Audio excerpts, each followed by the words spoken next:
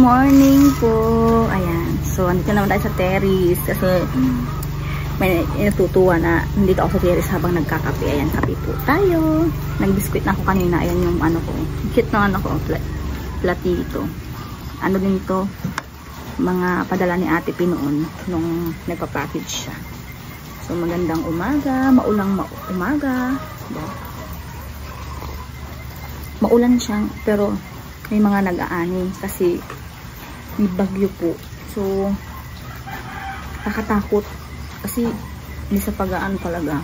Ulitin ko na naman, na-trauma ako sa bagyo nung ito lang, yung bagyong Imong. Sino po ang nakaranas ng bagyong Imong? Ito sa Pangasinan talaga, dito talaga ang tama ng bagyo nun. So, grabe yun. Alam nyo, nakakapagtaka din, yung bagyo magalampol gabi, no?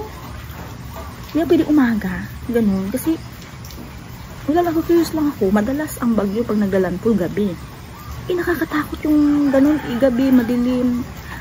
Asahan natin yan, wala ng kuryente, diba? So, parang, iniisip ko, bakit nga ba gabi? So, talagang sadyang timing lang din na gabi. Palibasa, wala ako alam sa mga ganyan-ganyan kasi na Pero, wala lang, curious lang ako. Siguro may time lang na yung bagyong Cosme, pero umabot din ng gabi yun. Sino pong nakaranas dito yung bagyong Cosme? Kasi yung bagyong Cosme, masyadong sobrang lakas din nun. Doon ko din naalala yung nagiba yung bahay namin. As in talaga, yung bahay namin sa highway din. Highway din kami nun. Actually, bahay ng namin yung lola namin, pero dahil wala kami tirahan noon, doon kami nag-stay. Parang pinaano na lang kay papa ko noon. Yun yung kwento ha. Tapos, parang wala akong kaalam-alam. Yun tahimik din na lugar, tahimik na lugar. Tahimik na yun, sabi na malakas daw yung bagyo, ganyan-ganyan. Wala naman, tapos tawa kami ng tawa, ganyan-ganyan. And then, pagdating ng alas 4, ay marimar. Grabe, ang lakas nun. Tapos, iyakan na kami. Lumipat kami doon kay auntie ko. Kung nakikita nyo yung pinsan kong si Minard, yung bakla na pinsan ko noon dito sa vlog ko, nandito minsan. Pero madalang na lang kami magkita kasi may mga trabaho na sila, yung mga pinsan ko.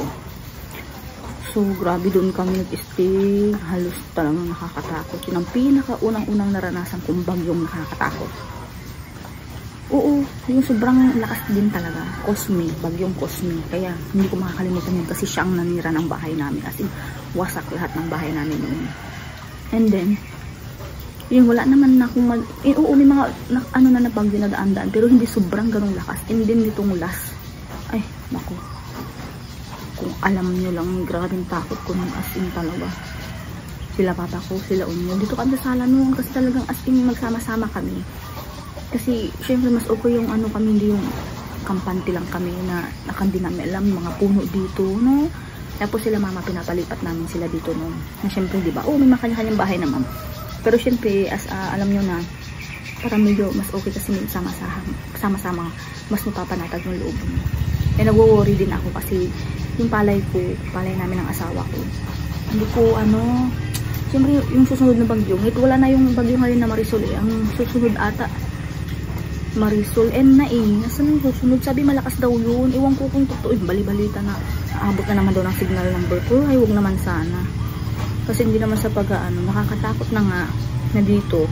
Tapos, ang tirwisyo lahat ng mga pananim. Lalo kami, magpapalapit na kami mag-anin. Tapos, doon ako minsan na-stress din kasi doon na rin natatakot ako. Baka may sa amin, di ba? Although safe naman kami, but hindi pa rin tayo pwede makampante sa lahat, di ba? Kaya, yun, iniisip ko yung palay namin. Pero, pray lang, lahat ng bagay, lahat ng mangyayari ay talagang nakatakuda. Basta wala ka lang mangyaring masama sa atin. Dami ko nang sinabi, haba-haba, nag-intro lang ako. Pero sana ipag-pray natin na hindi yun,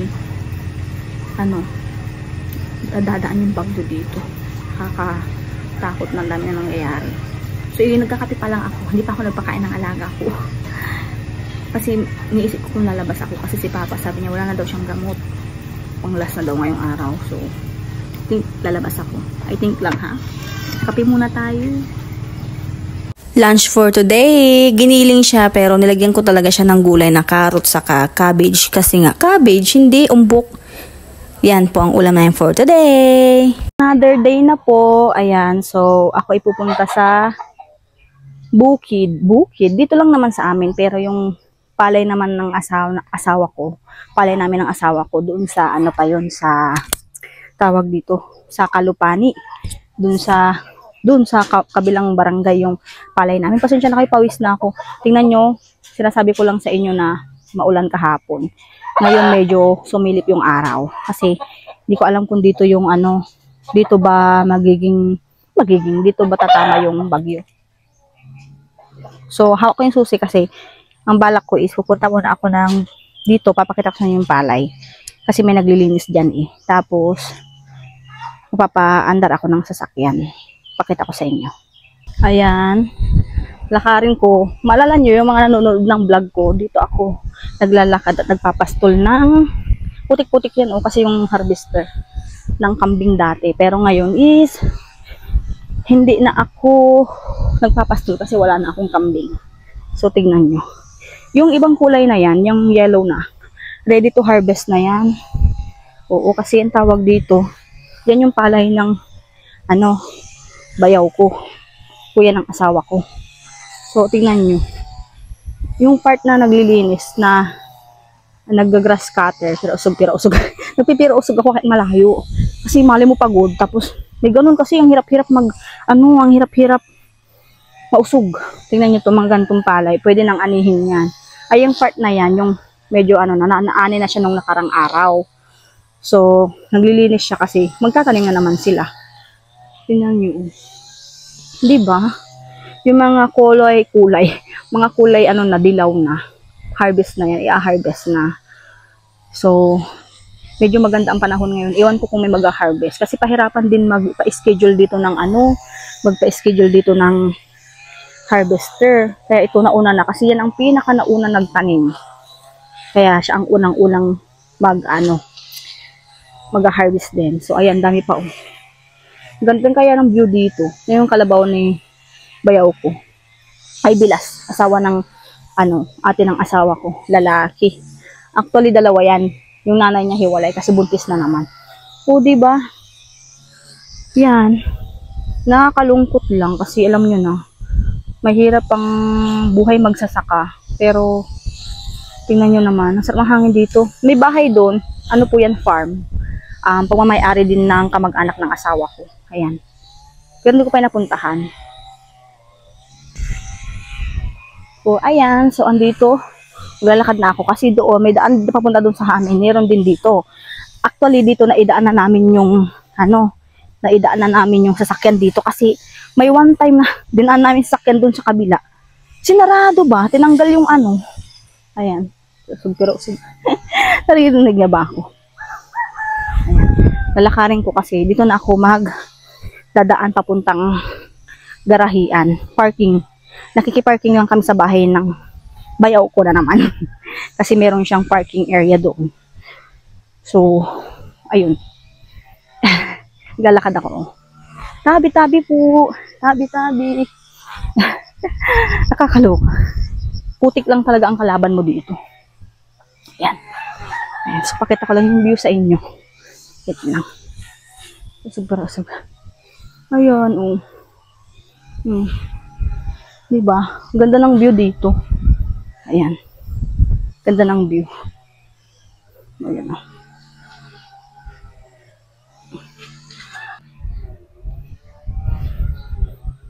Ito yung sasakyan namin. Nakapark siya dito. Ayan. So, tatanggalan ko muna siya ng kapote. Wait lang. In-arrange ko pa yung para makita nyo. Kasi ko lang naman siya tatanggalan kasi nga ipapa-andar ko. Hindi ko siya idadrive ha. Kumbaga ipapaano ko lang yung makina niya para mainitan ba kasi bago yung sasakyan kailangan lagi siyang tawag doon, napapaandar. Bahala na kayo, charis. Ayan. So itanggalin lang natin. Napagod ako. So, open na natin. Papasok ako. Okay, papasok na tayo. Dinahandahan ko lang kasi baka matamaan tong ating hordepyong. Bango na sasakyan. Hindi man lang inatras talaga ni ading ko itong upuan ba. Ayan. Aray ko. Wait lang ha. Kasi medyo, wait. Wait. Pagod ako. Paupo na ako. Ang sarap sa feeling ko marunong ka mag-drive, no? Pero, sorry po, sadyang, kahit anong, tawag dito, kahit anong practice ko, hindi ko alam. Parang, feeling ko mauna ako sa atake ng puso pag nakakakita ako ng, tawag dito, ng sasakyan na nakasalubong. Kaya tinuruan naman ako ng asawa ko, so alam ko. So, tayo ay mag-start ko muna. Wait lang.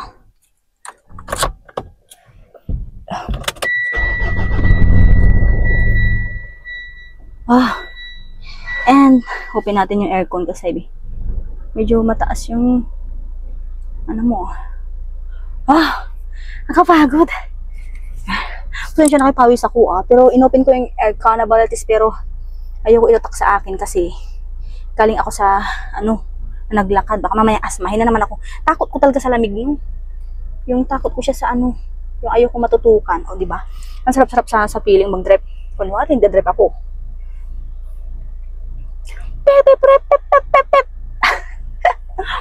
Makakatuwa. Pagod ako, tingnan niyo naman yung pawis ko, diba? Kaya yung mga nagtatanong sa akin na mag-practice ka na, mag-drive, ka na, sabi sa akin. Matutunan ko parang nga daw pag may emergency, like si Papa, nagpapa-check up, ako na namamalingki, hindi na ako nagta-tricycle doon. Kaso, ang daling sabihin, mag-practice dahil. Pero, hindi ganun kadali. Kaya sabi ni ate ko, mag-uusap kami noong isang araw. Sabi niya, mag-practice ka na, ganyan-ganyan. Hindi ko na nga natutunan yung sa motor. Di ba nakita nyo nung mga dati nanonood sa akin dito na nagpa-practice ako ng motor. Tinuruan ako na ading ko. Pag tuloy-tuloy akong tinuturuan, na ko siya. Pero pag andun na ako sa highway, feeling ko, habang nagdadrive, ganun ako, as in. Kwento pala ako sa inyo. Wait lang yung kwento. Batiin ko muna yung pamangkin ko.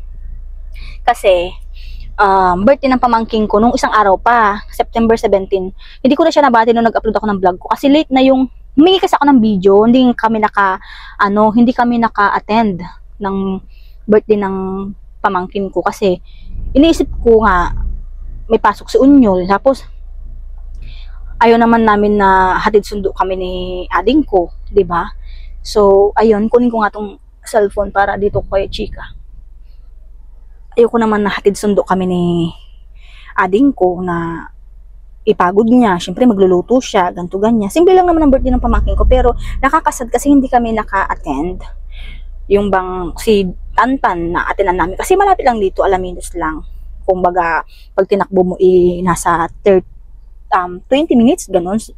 Depende pa yan sa bilis ng sasakyan nyo. Pero yun ang karamihan na So, yun, happy birthday sa pamangkin ko. Maglalagay na lang ako ng konting clip na video na hiningi ko sa kanila. Kasi, hindi masyadong nabidyuhan na si Jacob. Kasi nga, syempre, bata nga naman talaga. Di ba, makulit.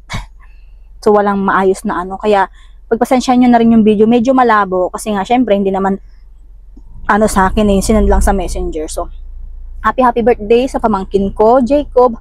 2 years old na po siya, no? Nakita niyo naman sa vlog ni Ate Kopi.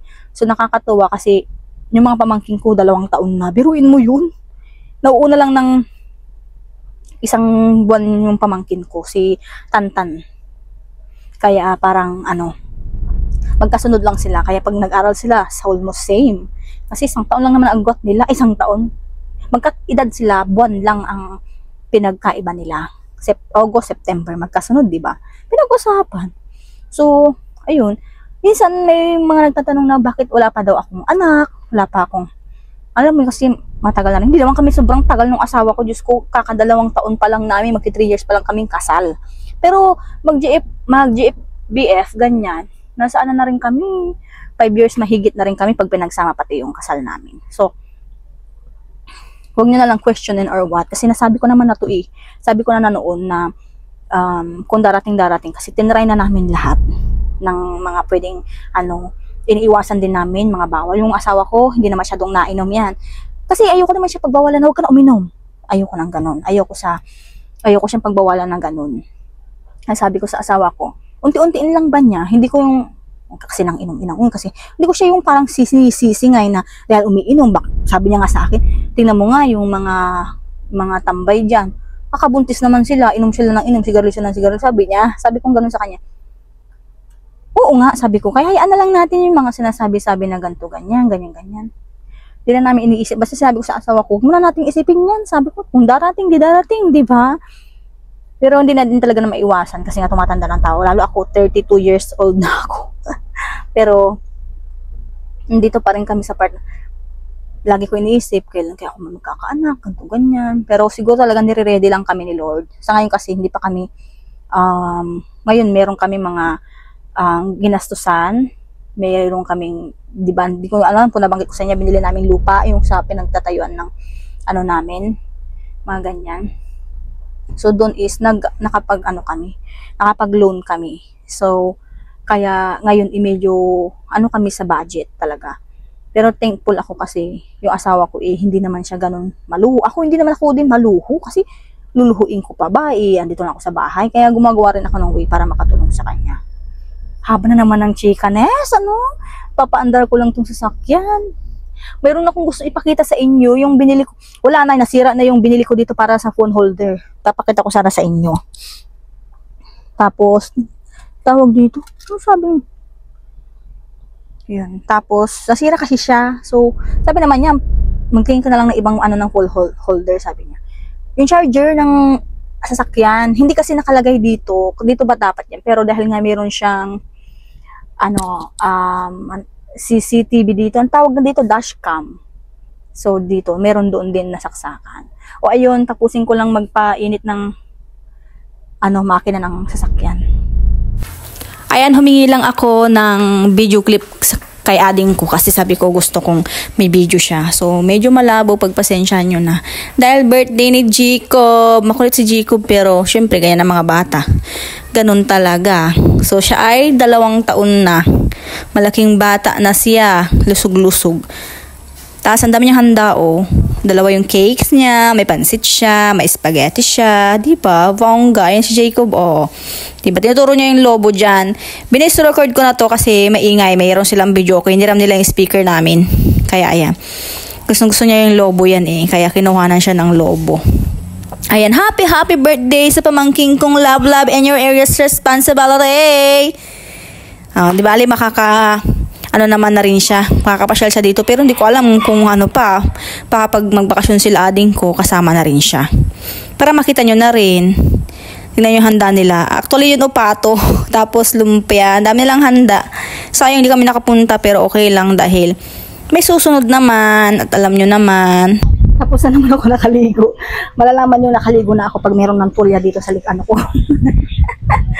Alam nyo na naman, nandito naman ako sa kusina. Ulit-ulit lang ang life natin. Yan ang daily routine natin, di ba? So, binigyan ako ng rambutan ni Mama. 80 per kilo na daw. Lumabas kasi siya, punta siyang Alaminos. Ng bayan ata ng Sual. Kasi, bumili siya ng gamot din nila kasi may maintenance din sila na gamot. Kaso daw, yung gamot ni Daddy, wala. So, isabi niya sa akin kahapon, kung natuloy ako. Hindi ako natuloy kahapon, di ba sabi ko, lalabas ako, punta ako ng Alaminos. Bumababa yung ko. Pupunta ako ng Alaminos. Kaso, wala akong sinabi kung saan ako pupunta ba? Sinabi ko ba? Check nyo na lang, Charis. And, luluto na ako ngayon. Gusto kong luluto yung specialty ng asawa ko. Specialty! Yung dinakdakan niya na walang mayonnaise. Kasi ako pag nagdidinakdakan ako, may mayonnaise siya, may halong mayonnaise. Yung sa kanya, gustong-gusto ko at gustong-gusto ng pamangkin ko. Pag uuwi yung pamangkin ko, tapos timing talaga na sabay na uwi din yung asawa ko. Ay, magpapaluto siya ng gano'n. Hindi pwedeng umalis yung asawa ko nang hindi nakaluto ng dinakdakang carnes. Yes, piniprito ko muna. Oo, piniprito ko muna siya kasi yun ang dapat gawin. Charis. And meron akong ginugulay na saluyot. Masarap sana siya kung meron siyang bunga ng papaya. Kaso nung malakas ang bagyo noon, Ang daming nasayang na bunga ng papaya nila mama. Sayang, ang dami na ng bunga niya. Eh ngayon, wala na. Kaya, sorry not sorry. Tapos meron akong maraming luya. Dala ni ading ko nung umuwi siya dito. Kalimutan niyang binigay. Nakita niya doon sa Kasi hinihiram niya yung namin, yung ice box. Meron kasi akong maliit at malaki. Pag umuwi siya doon, nag-uuwi siya ng isda. So, ayan, nagbigay siya nito. Tinanong ko sila kung tanim nila. Hindi daw, binigay din daw sa kanila. Siguro tanim nung nagbigay sa kanila, tapos nag-share yun. And nag-share din siya sa akin. Nag-share din ako kay mama. Share lang. Ganon. Nilagay ko yan. Question lang po. Dito ba to nilalagay na pang maramihan or ire-ref? Pwede niyo po ba akong tulungan, Charis? Yung mga ingredients ba na sibuyas, bawang, ganyan, ganito is, pwede po ba siyang i-ref? Di ba siya yung, kasi iniisip ko, pag i-ref siya, hindi siya magmumoist, basa-basa ba, ganun. Charis, help nyo na lang ako. Help talaga. And ito, papakita ko sa inyo, yung aking, sabi yung saluyot, kasi ang dami na namang saluyot doon. Sayang siya once na tinuka-tuka ng manok. So, ayan. Ma! So, natigil yung aking pagtingin sa inyo ng gulay kasi tumawag si mama. Kasi meron nga bumili ng pabango sa akin. Bayad na yun. So, kailangan ng pick upin. And then, papakita ko na lang sa inyo ulit. Ayan.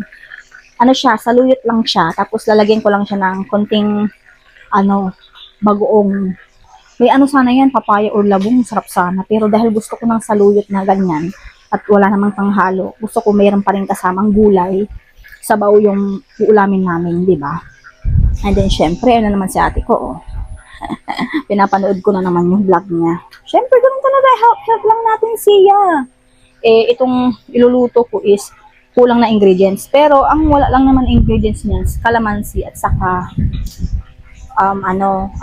sili green. Kasi yun ang talaga magpapasarap naman talaga doon sa dinakdakan. Pero, yung calamansi, no problem. Tingnan nyo naman yung bunga ng dalandan. Maliliit pa. So, natry ko na ilang beses na akong kuha dyan ng pang-asim is parang kalamansi lang din. Pero iba pa rin talaga ang lasa ng kalamansi kasi yan medyo may katamisan. So ihalo ko lang siya dyan. Tapos suka ng papa ko. Papa, gagawin mo? Yung? Bakit? Naglaba ka? And yun, magluto muna ako. Tapos papakita ko sa inyo yung mga finished product nung dinakdakan ng asawa ko. Tapos na, diba? Nasarap nitong sabaw na to. Huwag nyo nang anuhin yan. Ganyan talaga yung sabaw niya. Nasa inyo kung gusto nyo ng kakaunti kasi saluyot lang naman niya na ginulay ko. And then, piniprito ko pa siya. Ayan. Ito na siya. Rams! Tada! Diba? Ito yung dinakdakan ng aking asawa na, na walang mayonnaise. Yan, dinakdakan ang tawag niya dyan. So, nilagyan ko ng sibuyas, paminta, suka, tas isang pirasong yung kalamansi namin dito na dalandan, kalamansi na dalandan. Then tada, yan lang, ganyan lang siya, kadali. Kakain na kami, exciting. Ayan, at hina-harvest na rin yung palay ni Kuya. Kanina binibidyo ko lang, diba?